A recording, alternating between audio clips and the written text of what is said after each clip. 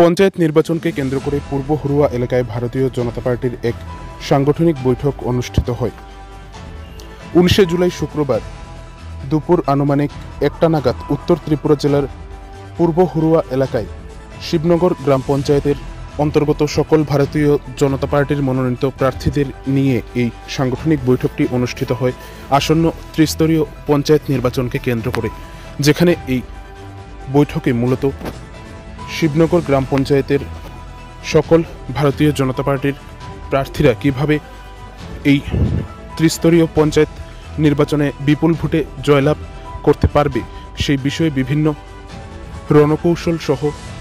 বিভিন্ন বিষয়ে আলোচনা করা হয়, যেখানে উপস্থিত ছিলেন ভারতীয় জনতা পার্টির উত্তর ত্রিপুরা জেলার জেলা সভাপতি কাজল দাস মহোদয় সহ উক্ত এলাকার ভারতীয় জনতা পার্টির স্থানীয় নেতৃত্বরা এবং কার্যকর্তারা।